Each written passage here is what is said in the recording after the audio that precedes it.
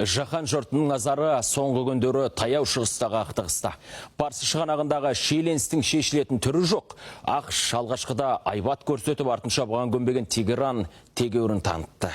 Құрама Штаттардың өзіне жақын елдердегі әскери базаларына ракеталарды қарша бұратқан Иранның тоқтайтын түрі жоқ. Әсіресе өз еліндегі қыздар мектебіне жасалған шабуылдан соң парсылардың екпіні еселене түсті. Бұл соғыс қазір кімге қол болып тұр, арты немен тынуы мүмкін? Әлемде елеңдеткен тартыстың хронологиясы мен отандық сарапшылардың пікірін жинадық. Кезек біргем дүние айдарында.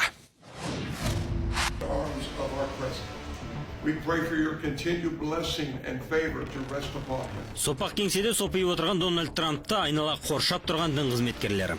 Олар ақш президентін пұт санап, оған табынып жатқан жоқ. Керісінше, оның тәні арқылы Құдайға сигнал жіберіп, осынау қиын қыстау кезеңде әскерилеріміз аман болып, бастаған ісіміз оңынан болсын деп жатқандай. Сегіз соғысты тоқтаттым деп жүрген Трамп Парсы шығанағына әскери кемелерін Иранға соққы жасау үшін емес, дөң айбат көрсету мақсатында ғана әкелді. Ол Тегеранды ядролық келісім бойынша мәмілеге көндіруге тырысады делініп жүрді.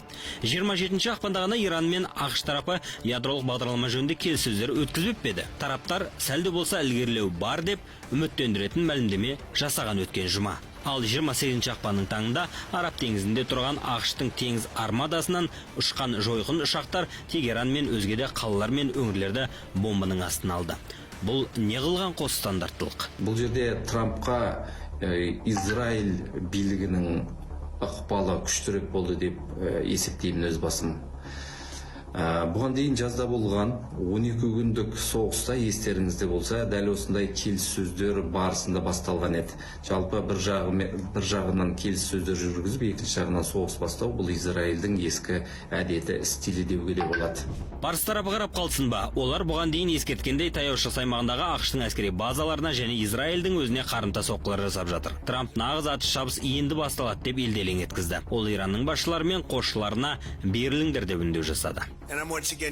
Мен ислам революциясының сақшылар корпусын, әскерилер мен полицияны қаруды тастауға шақырамын. Қазір Иран халқын қорғап, елді қайтарудың сәті. Біз тоқтамға келгендерге толық қауіпсіздік кепілдігін береміз. Әйтпесе оларды ажал күтіп тұр. Сондай-ақ бүкіл әлемдегі ирандық дипломаттарды жаңа Иранды құруға көмектесуге үндейміз. Иранның болашағы жарқын болмақ. 28 ақпаннан 1 наурызға қараған түні қолтықтасқан ақш пен Израиль Тегеранға соққыларды үдете түсті. Тіпті елдің рухани көсемі Әли Хоменейдің жиналыс өткізетінін жансыздары арқылы біліп алып, аямай атқылады. Салдарынан аятолла қаза тапты. Осы сәтте төрткүл дүние демін ішіне тартып, Иран режимі осымен құлайды деп ойлаған. Олай болмады. Себебі неде? Иран яғни осыған дейінгі құлаған басқа режимдермен салыстырғанда, сол үшін Сириядағы Башар Асадтың билігі болсын, немесе Ливиядағы Муаммар Каддафидік болсын, немесе Ирактағы Саддам Хусейндік болсын, олардан айырмашылық бұнда жүйе бір ретке келген, және бұнда жүйе жұмыс істейді. Сондықтан яғни бұл арада жүйе қайтадан сол өзінің реттеушілік жұмысын одан әрі жалғастырды.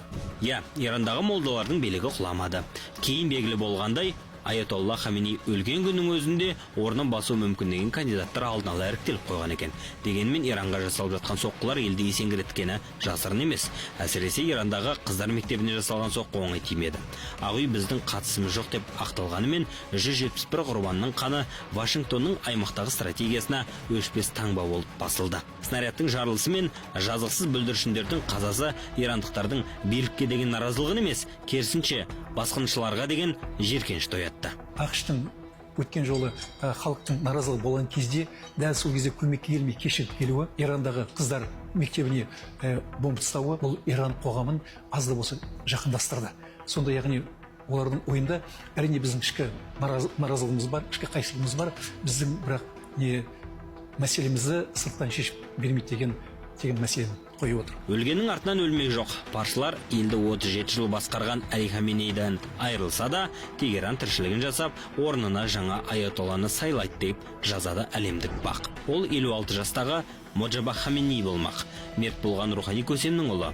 Иран бұл ақпаратты ашық мәлімдемей отыр, себебі Моджаба әкесінің кебін киіп, соққан санына айналама деп қорқады. Бұл өлера кезеңнің өз қаупі бар дейді сарапшылар.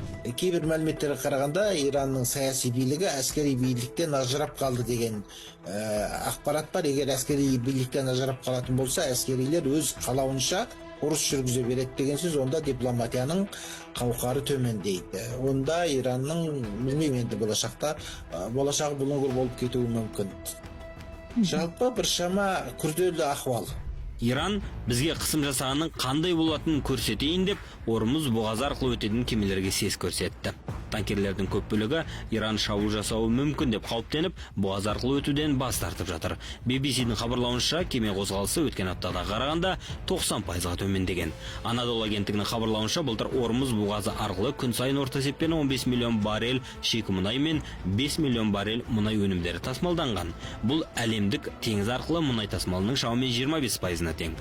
Оның 80%-ы Азия нарығына жіберілген. Сарапшылар кеме кептелісіне қатысты былай дейді. Шығыс пен батысты жалғап жатқан Ормұз бұғазы бар. Әрине, Иран Ормұз бұғазын мүлдем толық жауып тастайды деп ойламаймын, өйткені оған біріншіден күші де жетпейді, және екіншіден бұл Иранның өзіне де үлкен соққы болып тиеді.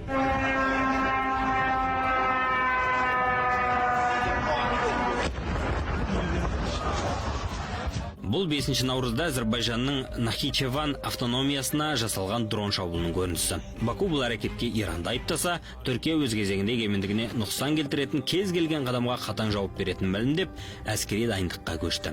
Тегеран барлық уәжді жоққа шығарып, мұны Израильдің мұсылман елдерінің арасына іріткі салу үшін жасалған арандату деп атады. Бұл шекарадағы жай ғана қақтығыс емес, үлкен стратегиялық ойынның көрінісі болуы мүмкін.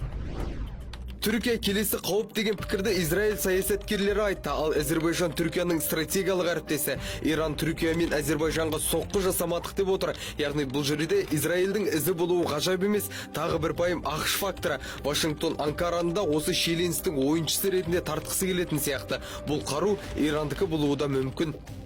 Қазбек Майгелдинов, саясаттанушы.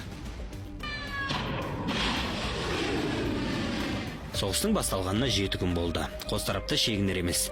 Иран іштей есеңгірегенімен жүйелі қарсылық көрсетуін тоқтатпай отыр. Бұл қақтығыс тек екі елдің арасындағы жанжал емес, әлемдік энергия нарығы мен аймақтық геосаясатты түбегейлі өзгертетін үлкен стратегиялық ойынға айналды. Айбек Қосан, Асау жаңалықтар.